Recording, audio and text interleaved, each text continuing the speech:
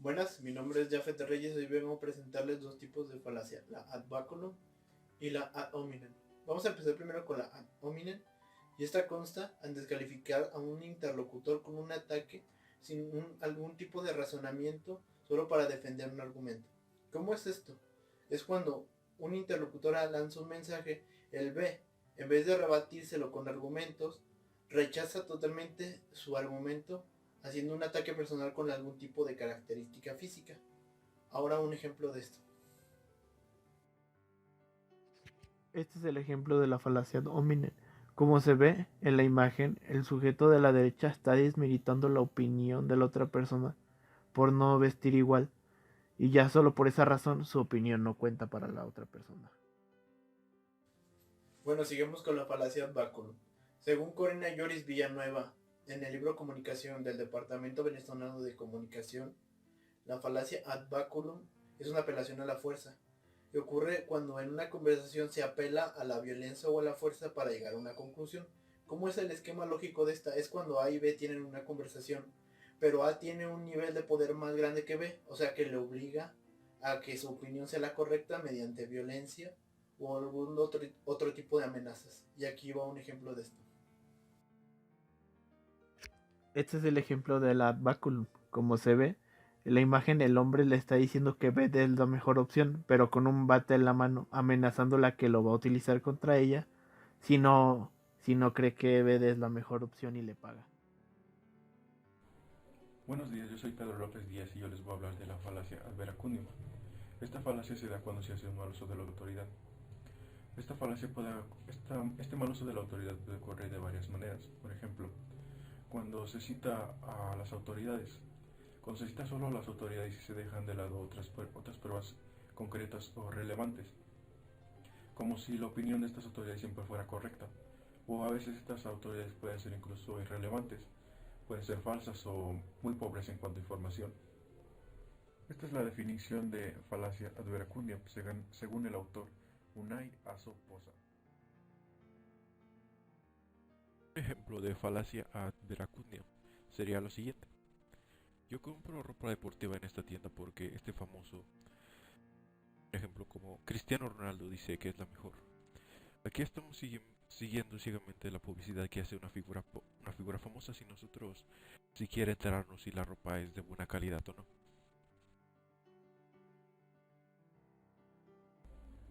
Ahora les voy a hablar de la falacia de la falsa equivalencia. La falacia de la falsa equivalencia o del envío o de la ambigüedad se da cuando se usa una palabra, una frase o una oración para confundir deliberadamente o inducir al error. Esta falacia intenta sonar como una cosa, pero en realidad es otra. Esta falacia a menudo llega en eufemismos para intentar transformar las malas palabras y que suenen de manera más atractiva o que parezcan más atractivas. Esta es la definición de falacia de falsa equivalencia, según nuevamente el autor, Unai Asoposa. Un ejemplo de falacia de falsa equivalencia es lo siguiente. Un eufemismo podría estar reemplazando mentir con la frase licencia creativa, o reemplazar mi pasado criminal mis, con mis indiscreciones juveniles, o crisis económica por desaceleración.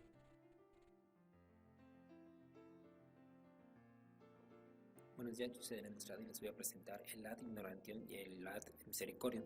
El ad ignorantium o argumento de la ignorancia, como lo dice el autor García Damborenea en su libro Diccionario de Falacias, se toma algo como cierto porque es imposible probar su falsedad. Por ejemplo, los fenómenos paranormales, los extraterrestres, el Museo del Lagonés, etc. La única manera para combatir este argumento es por medio de pruebas para probar su autenticidad. El otro, el ad misericordiam o el argumento de la misericordia, trata de, como lo menciona el mismo autor, de apelar a la piedad cuando no se tienen argumentos para convencer a las personas.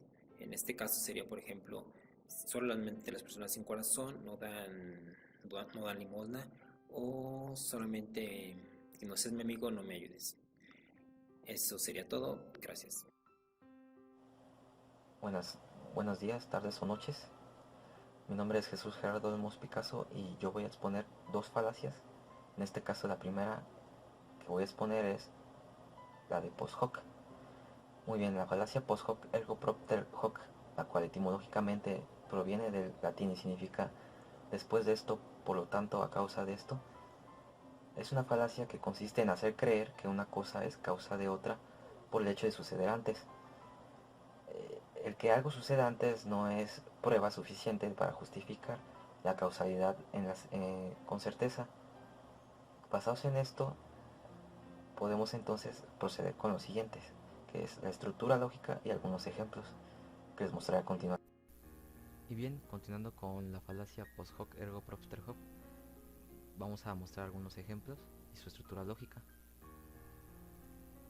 Su estructura lógica está compuesta de esta forma, la cual dice que A sucede antes que B, o sea, una acción llamada A ocurre antes que la acción llamada B, y entonces dice que la acción A es la causa que origina a la acción B, lo cual es falso, ya que el que algo suceda antes no es una prueba suficiente para justificar la causalidad con certeza. En los ejemplos puse 3, muy sencillos para entender.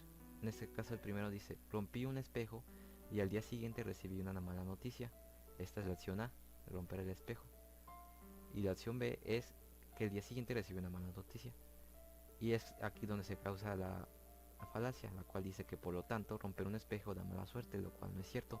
No hay lo suficientes pruebas como para justificarse que por simplemente romper el espejo las malas noticias siempre vayan a llegar. En el segundo dice, pasé por debajo de una escalera y poco después una moto me atropelló y me fracturé la pierna. Se aplica lo mismo que en el primero. No por pasar por debajo de una escalera significa que le da mala suerte. Y en el tercero dice, hace unas horas me dolía mucho la cabeza y me tomé una pastilla. Ahora ya no me duele tanto, por lo que la pastilla ha sido eficaz en quitarme el dolor, lo cual también es una falacia. Muy bien, ahora procederemos con la segunda falacia, que es la falacia ad silencio, o también conocida como argumento desde el silencio, la cual consiste en hacer creer que el silencio del oponente sobre una materia indica que la ignora.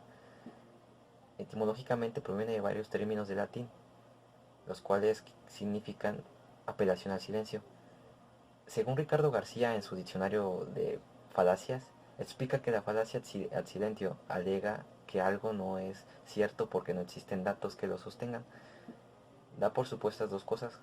La primera es que estamos hablando de datos que podemos buscar, y la segunda, que las hemos buscado adecuadamente.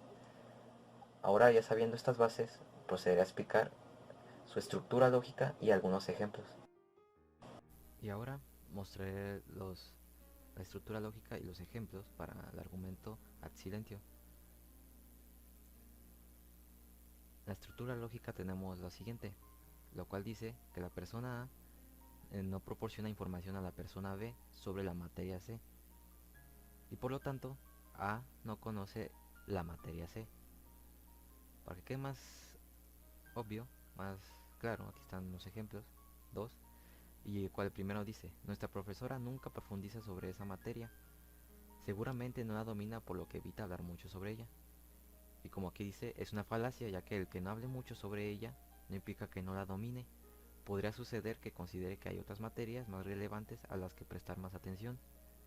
Y en el segundo ejemplo tenemos una conversación entre A y B, las cuales dice, ¿sabes dónde vive María? Y B dice, sí lo sé. Y ella dice, ¿dónde vive? Y B, no pienso decírtelo. Y ella entonces dice, no sabes dónde vive. Y esa conclusión a la que llega A es una falacia porque no tiene por qué estar justificada. Tal vez B no quiera simplemente decirle la verdad, o considera un dato que sea privado. Y bien, por mi parte esto sería todo. Muchas gracias por su atención.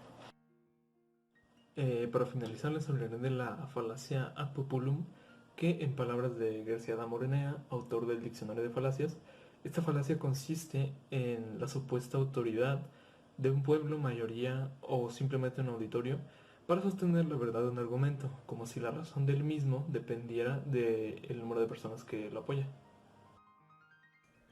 Aquí tenemos el ejemplo de la estructura lógica, donde A es más grande que B. Entonces por eso es como más creíble. Y tenemos un ejemplo aquí donde un sujeto le pregunta que si bueno, se burla de que el otro sujeto piense que la Tierra es redonda, porque en ese entonces la mayoría de la población creía que la Tierra es plana. Y bueno, eso fue todo por nuestra parte. Muchas gracias por su atención. Que tengan un excelente día, tarde o noche.